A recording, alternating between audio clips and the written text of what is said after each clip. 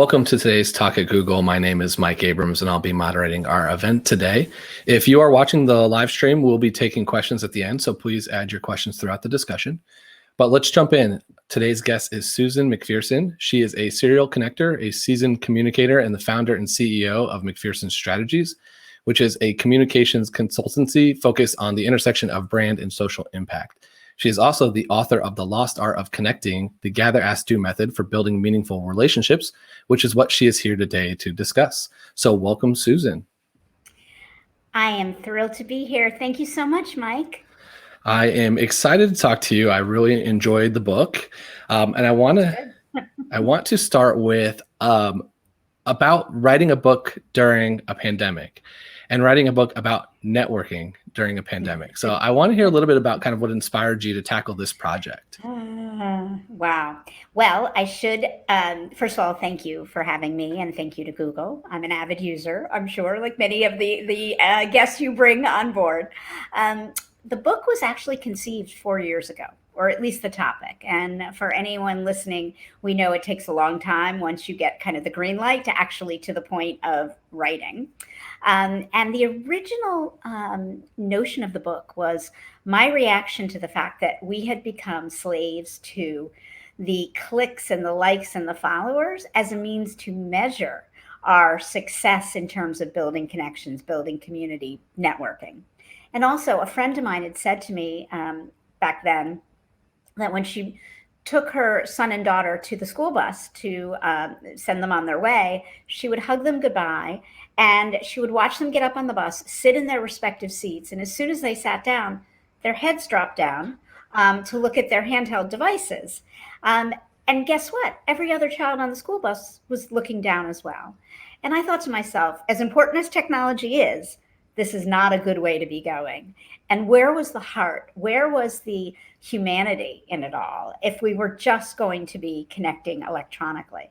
So in February of 2020, I started to write, and then March came along and we all know what happened. All we had were the clicks and the likes and the followers.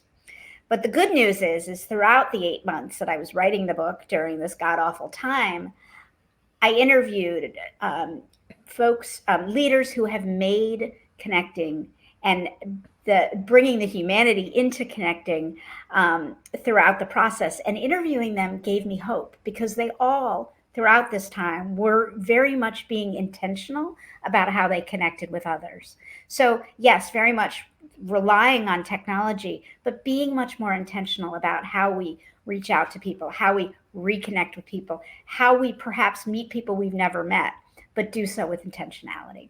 So all in all, that's a very long answer to it was hard. Yeah. So tell me a little bit about that pivot. I mean, you went from one concept into a slightly different version of it. I mean, there's a lot of stuff that we'll get to on technology and the impact of the pandemic into networking, but that sounds like what you ended up with is a slightly different book than what you started in February. So what was that pivot like?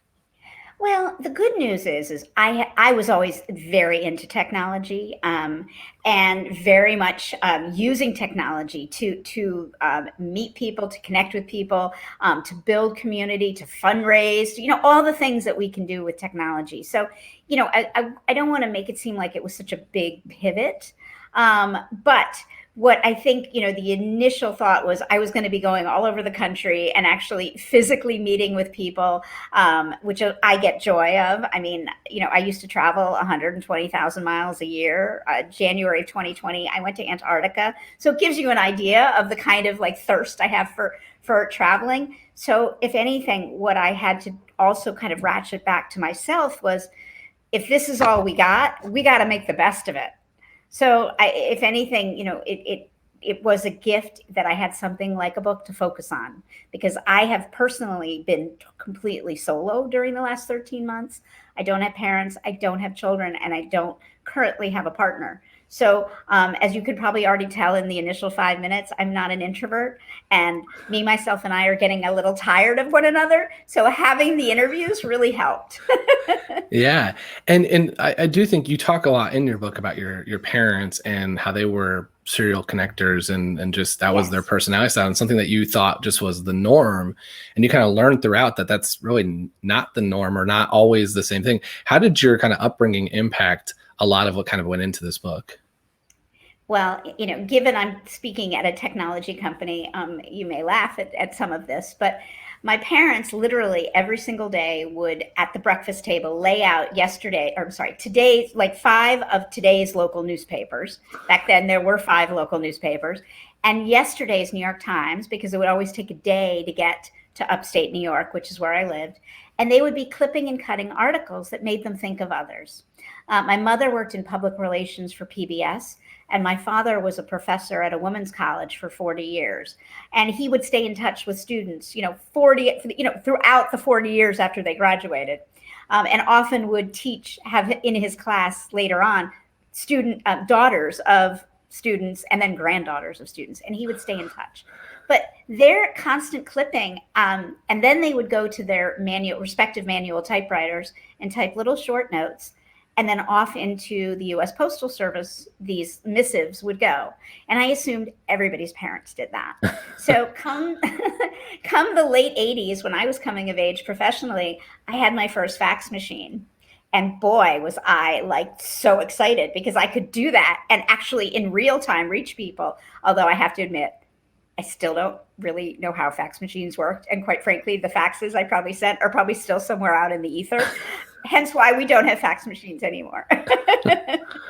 But I did believe that this is how everyone kind of existed. And also, both my parents, were taught me something that I think actually, all these years later has been something that has helped me succeed. And that was to always be curious, always look at everyone and anyone as not a thing or a position, but actually a human, and that they're worthy of getting to know or at least understanding more about them, because not only would it help us teach ourselves about different places and different cultures, but also we would learn something about ourselves.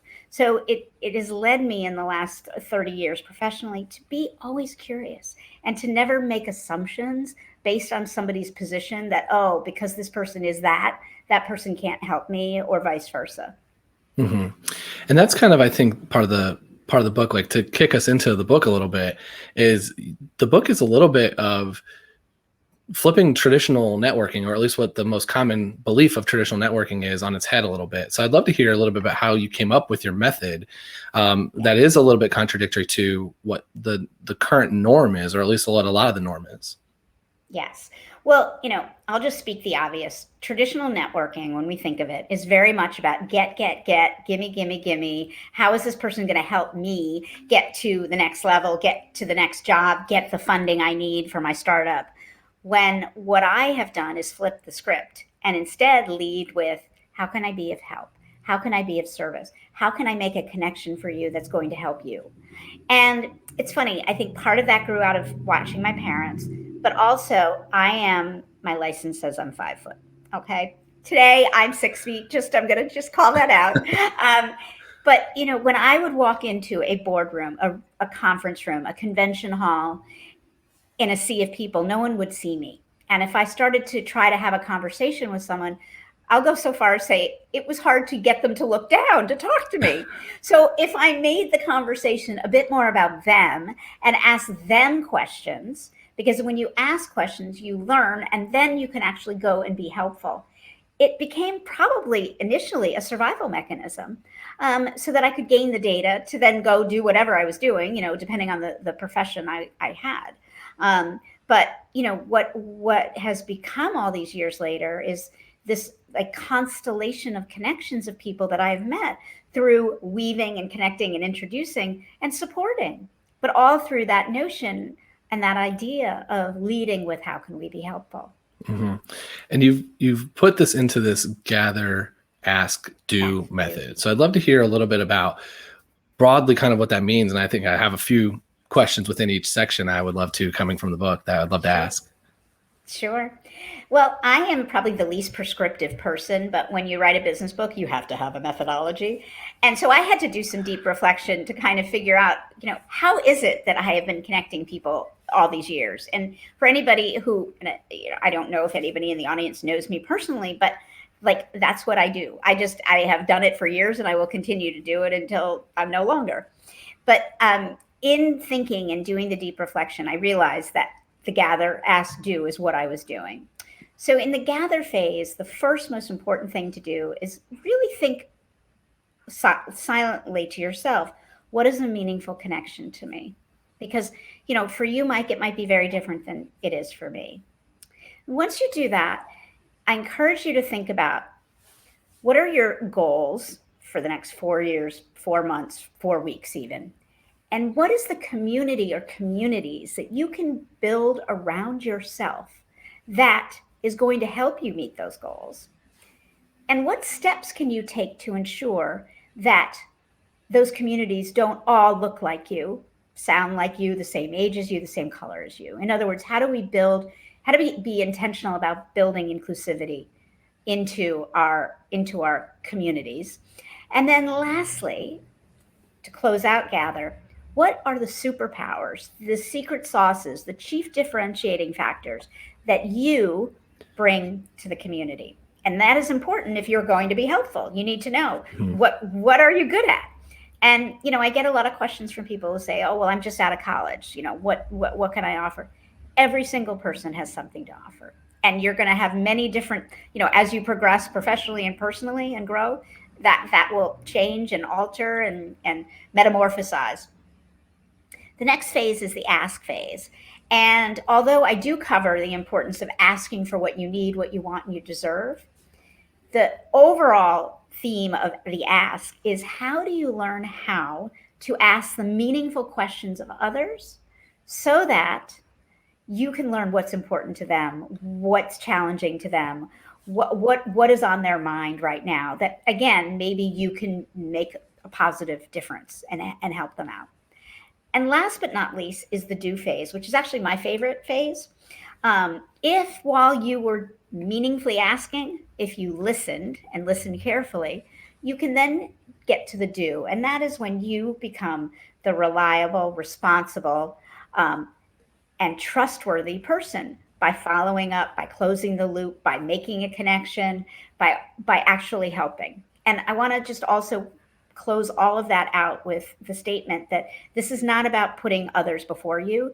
This is literally through the act of helping others, you're helping yourself. Mm-hmm.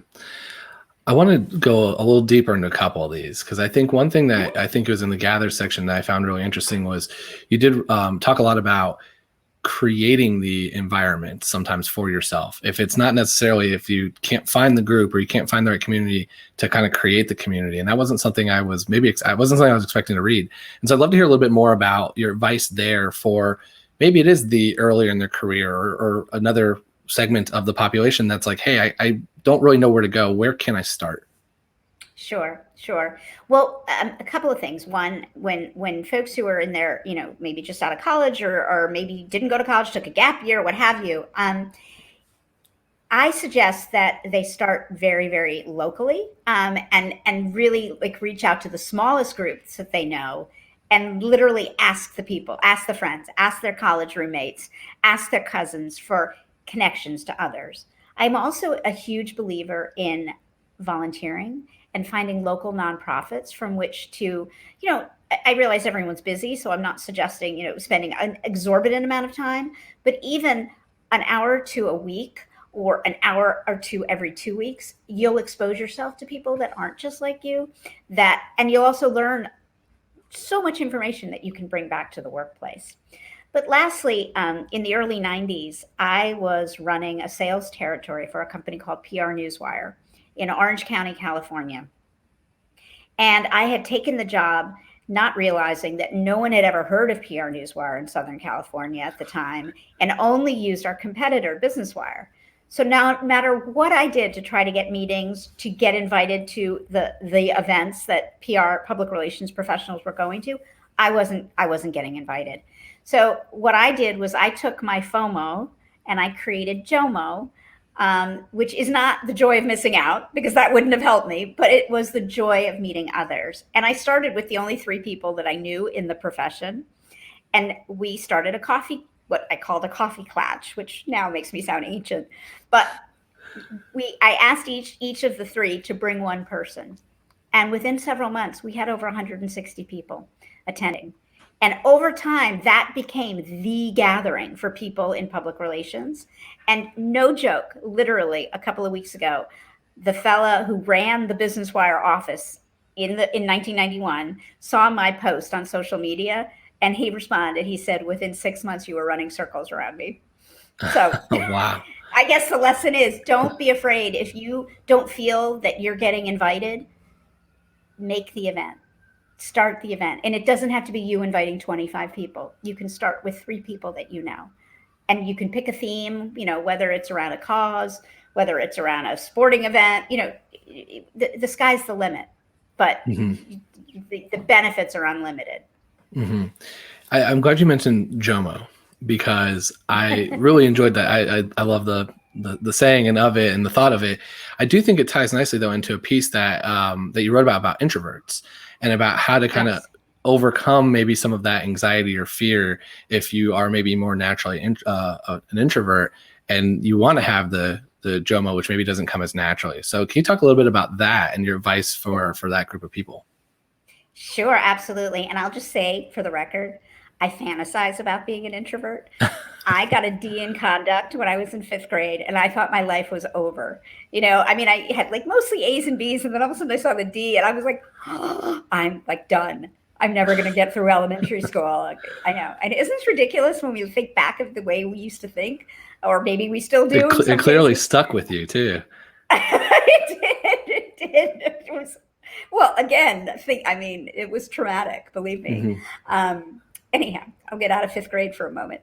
But there's actually a couple of chapters, as you mentioned, in the book, really dedicated towards, the tools for introverts, and a couple of things just to kind of lay the groundwork. You've heard me say connecting and community building, and really not saying the word networking. And I'm not anti-networking, but I really believe there's a delineation between building meaningful connections and networking. I tend to think of networking as very transactional, one to many versus one to one.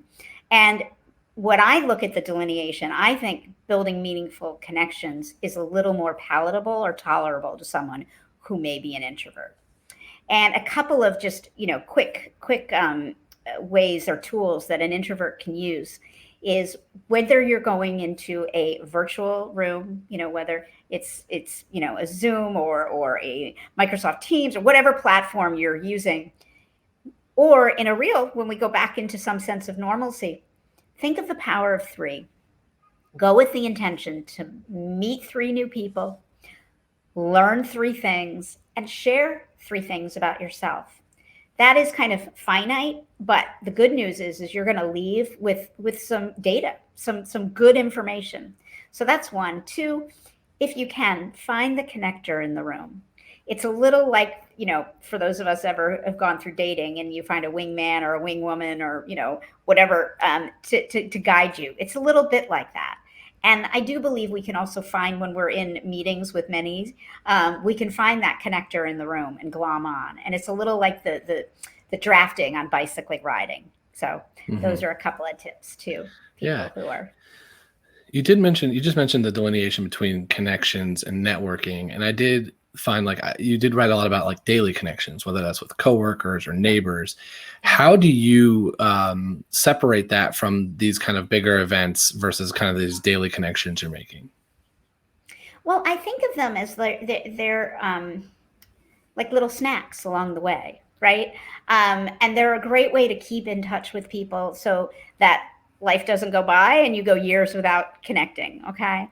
And just for example, this past year, for my own sanity, again, having already mentioned that it was 13 months by myself, and I'm still ticking. But each day I would reach out to 3 to 5 people in whatever means was the easiest. Text, WhatsApp, phone, email, snail mail.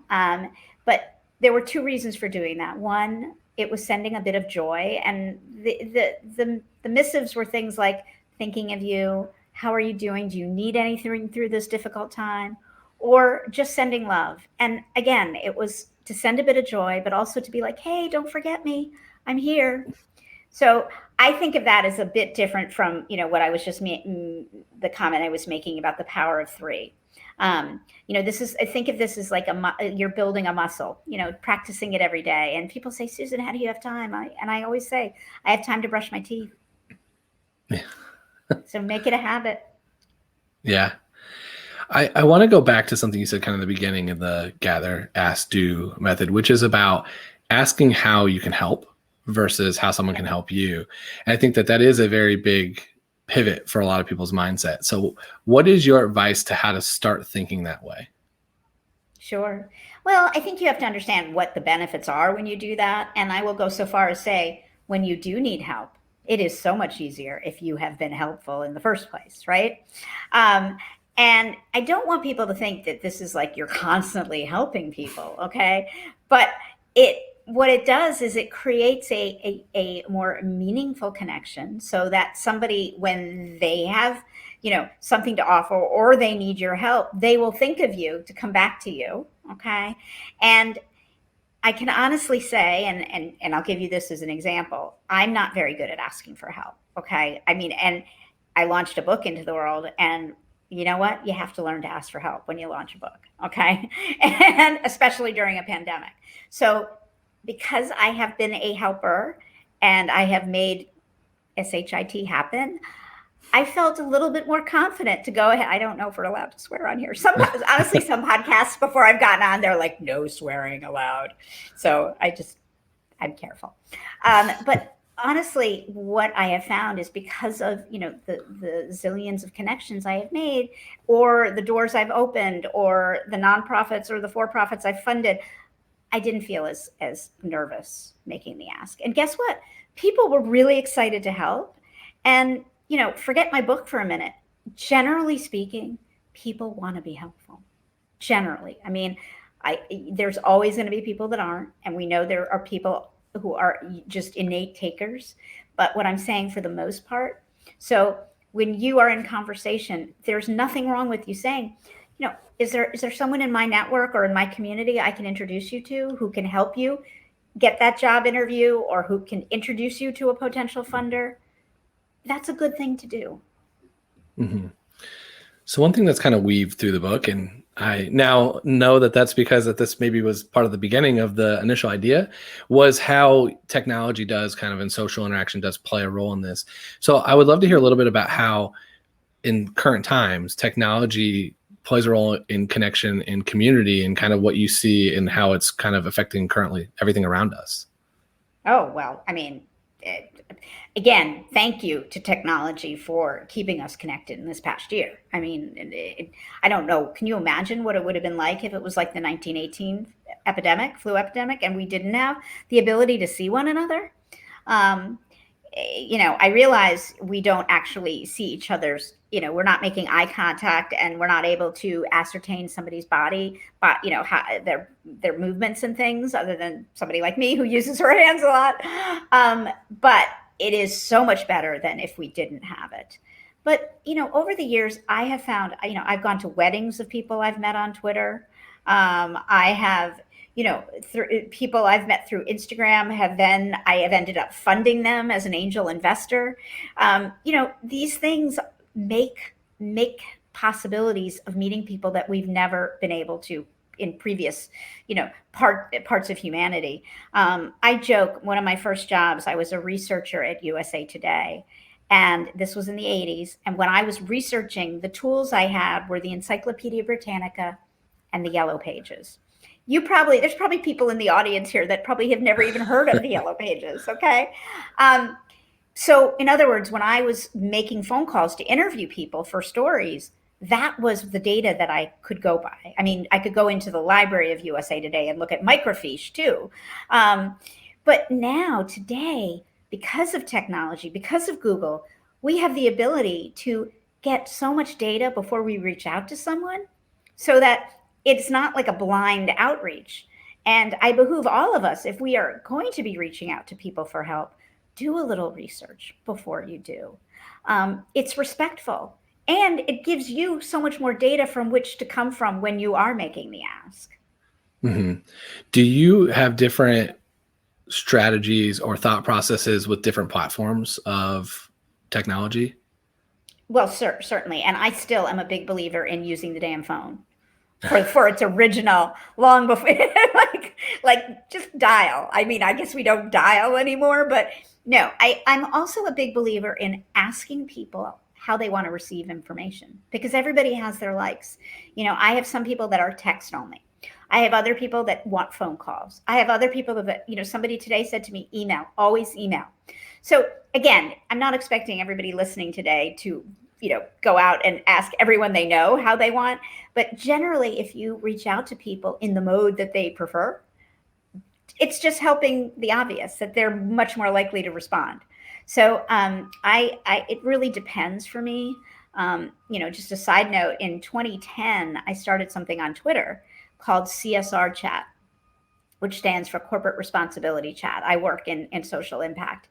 And that was started because at the company I was with at the time, we were doing a proposal that had something to do with, now I'm forgetting the name, but conflict minerals. Okay, so with conflict minerals, I'm sure you're in technology. You all know it, how devastating they are when we're harvesting diamonds and things. But nobody seemed to know within the company anything about conflict minerals. So I said, I'm just going to put it out on Twitter and see. And all of a sudden there was a huge conversation. And the next day somebody said to me, Susan, when is the next one? And I was like, next what?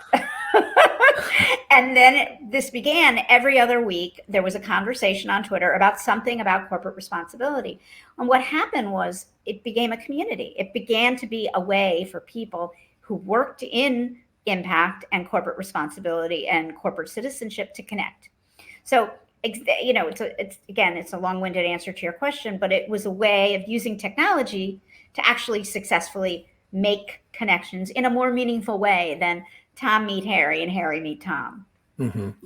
What about your views on some of the newer technologies that are coming up to allow more people to connect? And there's a little bit of there's a lot to, okay, do I need to build my network there? Do I need to try to integrate into that network? Like, what is your thoughts on that when they're all of a sudden Clubhouse? I'm not going to name any by names but there are multiple.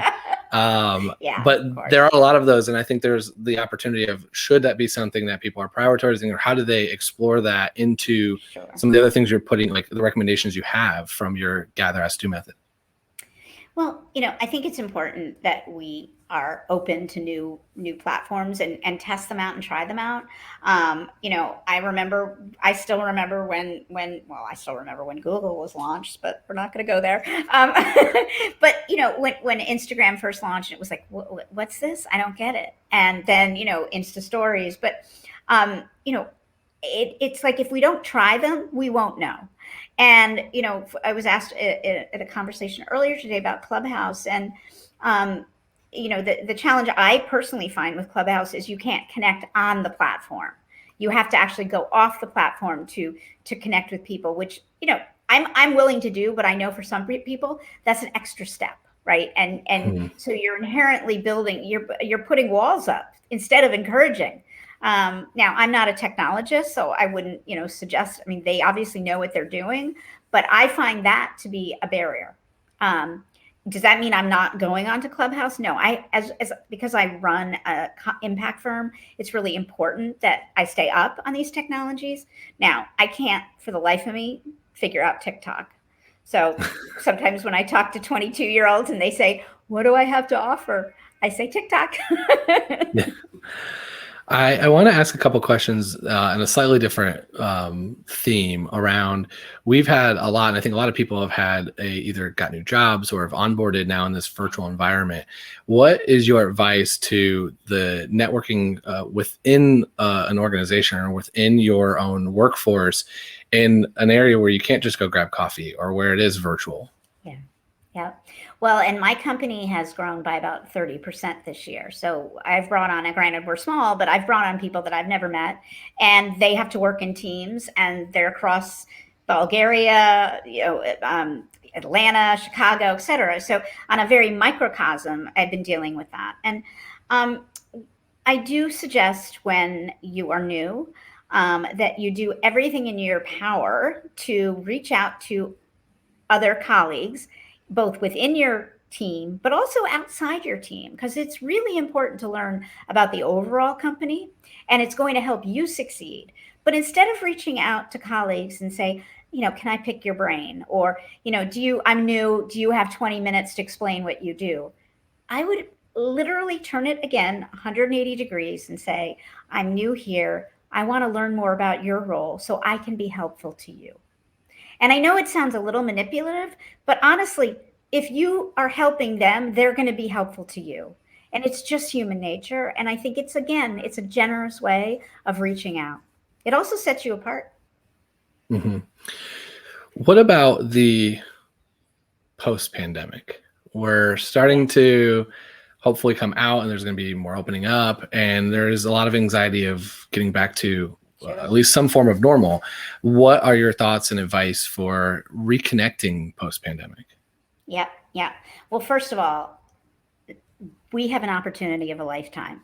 When in life do we have a do-over? And we really do right now. Okay. So I know I sound like I'm trying to sell books, but I will suggest gently that this is a perfect time to do the gather exercise, to be really mindful about what is the community or communities I want to build and what are my goals and how can that community help. But I liken this time almost to purgatory because we kind of have one toe out the door, but the rest of us is inside. And for those of us who live in apartment buildings, I think this is a great analogy. When a neighbor orders like really aromatic food, like Thai food or Chinese food or Indian food, and it's wafting into your apartment and it smells so good and you don't get any. That's kind of what I feel like right now. So to me, this is the time to start reconnecting, making lists of people you want to connect with and doing a little bit of research so that when you do reach out to them or ask a friend to connect you to them, you have background and you have something to offer them or to suggest to them. So to me, this is the perfect time. And for those who are feeling like nervous, it's going to be gradual. We're not going 0 to 60. This isn't going to be Times Square in 1945 when, you saw hundreds of thousands of people dancing and kissing in the streets. I wish that was going to happen. And maybe I shouldn't wish, who knows, right? New York City is a crazy place, which is where I live. But I do think it's a bit like riding a bike. And I don't know about you all, but usually the 4 blocks when I first get on my bike, when it's spring, like right now, I'm going to die. Like I am convinced I am going to fall and get hit by a car. And I never do, knock on wood. So usually by the 4th block, I've got this. So I think for those of you who are reticent or nervous, think of it like riding a bike. Mm-hmm. There's one kind of big topic that you wrote a lot about that we didn't cover today that I want to make sure we get to talk about, which is about listening and the importance of that in networking. So can you give us a little bit of your advice on how important to kind of take that building block when there is a little bit of the like, okay, how can I help? How can I do this? But also the importance of listening. Well, in the ask phase, you're asking meaningful questions. And if you're not listening, guess what? You can't get to the do. You're going to be stuck in ask forever. I'm being facetious, but we are woefully bad at listening, myself included. And when I was researching for the book, I was horrified by how bad we are. And then add a global pandemic when, we have our email, when we're in these conversations and we have, our text and our WhatsApp and our social media and our kids and our cats and our dogs. It's really hard. So number 1, we have to force ourselves. Number 2, I highly recommend a world-renowned expert on listening who's done 4 or 5 TED Talks, Dr. Julian Treasure. And he specifically, one of his talks focuses on when we listen, we tend to, instead of listening, we're already like focused on the next thing, like how we're going to respond. And ratchet it back, do whatever you can to actually truly listen. And what I have done is I actually take notes when somebody's like in a dialogue, just quick notes. But that helps force me to pay attention. The other thing that I have learned to do when I start to fade away or like think about what's for lunch while somebody's talking, I catch myself, or at least I try to, and I ask the person to repeat themselves, which is not rude. And actually, it shows the person that you're transparent and you're being honest and that you want to listen. So I don't think don't be bashful to state, wait, can you repeat that? I missed it. You don't have to say because you were thinking about what you want for lunch, but I think you get my point. Yeah. So you mentioned about being present. And I think that that's a huge piece, but it's also a really challenging piece when you've got multiple screens or you've got your phone and you've got all these other things. What tips and tricks do you do to try to, when you are doing something virtual, stay present? Just what I shared. I really use the old notepad and pen to take notes. And sometimes I'll use my mobile device to also just type, but I'm always very like, what it looks like. It looks like I'm emailing while I'm, and I don't want to be doing that. So I actually will say I'm going to be taking, notes on my handheld. And again, I think, we all are going to find ways, but it's respectful. And I do think because we have spent a year without our meaningful connections, that at least for the near term, and I hope for the long term, that when we are back out in real life, we're not going to be sitting there when we're in conversations with others looking and saying, yeah, I hear you. I really think, like, given what we've gone through, that perhaps we will just intentionally be much more present. Mm-hmm. I do want to open up to audience questions, so please submit them. I got a couple more while they're hopefully rolling in. So the first one I want to ask a little bit is, what's the one, if you had one thing you wanted someone to take away from the book, what's the one kind of point you want someone to remember from the book? Well, I think if anything, at this point will ensure that you think building meaningful connections is worth the effort, you actually live longer. I was shocked to find that out. Obviously, there's other factors involved. If you are a chain smoker, all the connections in the world probably aren't going to help you. But truly making commitments to build relationships throughout your lifetime extends your longevity, and also professionally makes you more successful. So I do think that those are two important ideas to leave you with. I want to ask a little bit more of a fun question. So with your mantra of leading with how can I help first, I would love to hear what's either the most unexpected or unique response or request you got from a brand new connection when you've led with that. Sure. Well, I can tell you, a friend, Michelle Mwanza, who I met a few years ago, after, I'd said to her, I'm always here to help. I received an email from her. This was probably maybe 2016 or 2017. It was about 2:30 in the afternoon, really busy, emails were flying. And I get an email from Michelle saying, Susan, my friend Brant, who's a filmmaker, wants to get in a refugee camp tomorrow in Greece. Can you help? So for the audience, so you understand, one of the boards I serve on is the U.S. arm of the UN High Commission for Refugees.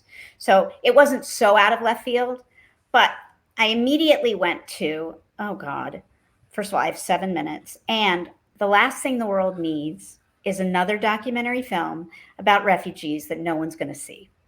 So again, I was leading with an assumption. But then I was like, you know what? I have 7 minutes till my next call. What the hey, I'll try. I was able to get Brant into a camp in Lesbos in Greece the next day. Didn't think about it, but then I learned a week later that Brant wasn't a documentary filmmaker. He was a big budget Hollywood film producer who had done a number of Tom Cruise films. And because of that visit, he became enamored with the whole cause of, supporting refugees globally and displaced people. But there's more. A month later, a friend of mine reached out, a different friend, who said, who was a consultant for the organization CARE, the global NGO. She said, Susan, do you happen to know any filmmakers who could go spend 10 days to 2 weeks on the Syrian border at a refugee camp in Jordan, teaching kids how to make films about their exodus from Syria? Well, guess what? I had the person. I reached out to Brant. I think within 60 seconds, he said yes. but he even brought 8 other Hollywood film directors with him. And they spent 2 weeks at the Azraq refugee camp in Jordan, which is right on the Syrian border, teaching Syrian youth how to tell their stories. Because of that, Epic Foundation came through and created a film academy at that camp, which is still in operation today, and there's still refugees arriving at that camp. But there's more. He went on to create a narrative feature film, a short, but a feature film called Refugee, that Angelina Jolie got wind of, was so taken with it, she has spent the last year and a half showing it to world leaders so that they understand that this is still very much of a challenge. Now, I am not taking credit for all of what had happened, but you can imagine the millions of dollars that have been funded, that have gone to CARE, to UNICEF, for UNHCR, to millions of refugees.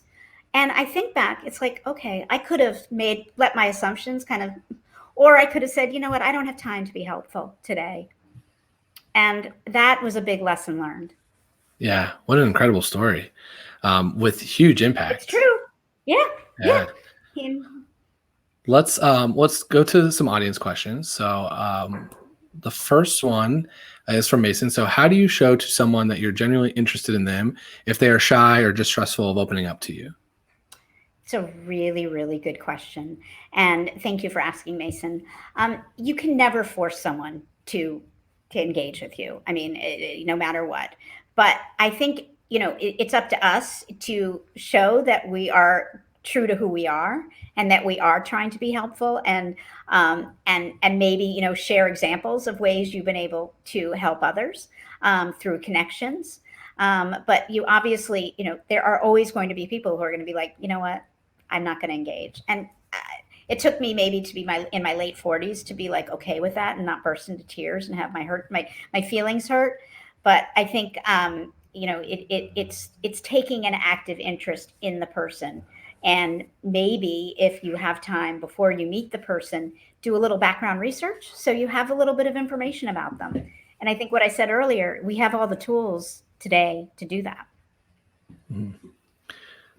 So our next question is from Sophia. So thank you for coming. What advice would you give introverts when trying to start build meaningful relationships? Sometimes it can be intimidating trying to take that first step.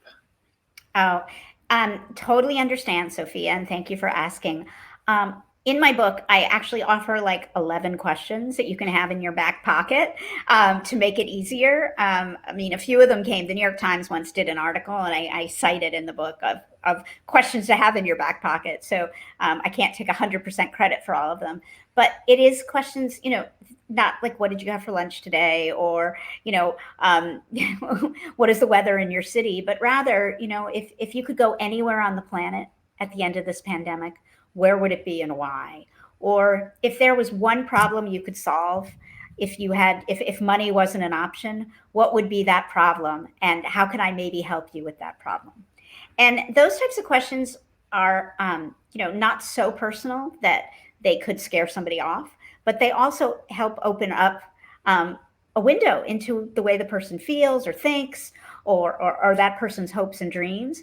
And hopefully they're not so crazy that if you're an introvert, and I shouldn't assume that, but since you asked the question, I have to think maybe just a little bit, that those are helpful types of questions. And again, then you get to, guess what? Stop and listen. Okay, our next question is from Rachel. I'm a little bit hesitant to return to office as I found a lot of peace, calm, and happiness from working from home. How can I prepare myself between now and September to get more excited or mentally ready to return to office? Well, hopefully you have coworkers that are going to welcome you with open arms. And if they're not, shame on them, because for many people, this has been lonely. But I completely can understand, especially people that tend to function better, in quiet. But I would suggest start baby steps now. Maybe get together one-on-one right now with colleagues who maybe live geographically close to you, just to kind of start exercising that muscle again. And then, gradually maybe add one other person, just so that when you do go back, it isn't kind of like night and day. All right. Our next question is from Maria. So thank you for being here. This can be a bit overwhelming and scary. What is the first step you recommend we should take to start connecting on the next level? Well, I think if you followed my kind of my advice about asking how you can help, or is there someone you can introduce somebody to, do it.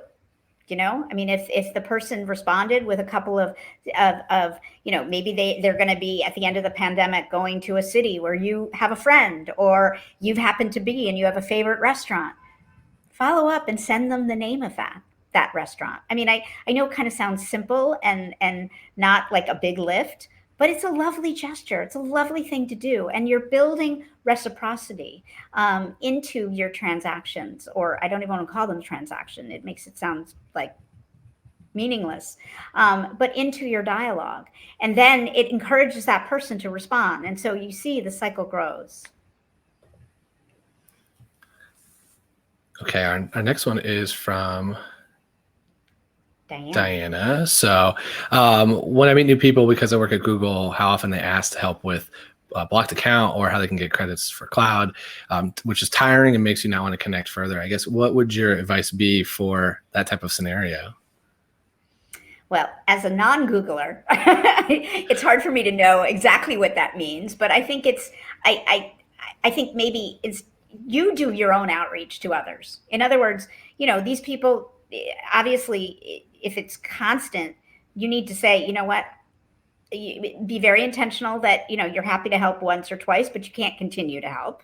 That's one. And then two, do your own outreach to others and meet other people, so that you're not always the one who's recipient. And then also find colleagues that you can pass those people on to. Right? I mean, we've that old adage, pass the buck. And I don't mean to be obnoxious about it, but you shouldn't be the only one having to solve others' problems. Well, Susan, thank you so much for being here and sharing all this incredible knowledge and wisdom with us. And it was great to have you. It was wonderful being here. I just wish I could see everybody in real life. And thanks everyone for watching. You can also find the book at thelostartofconnecting.com. Thank you. Thank you.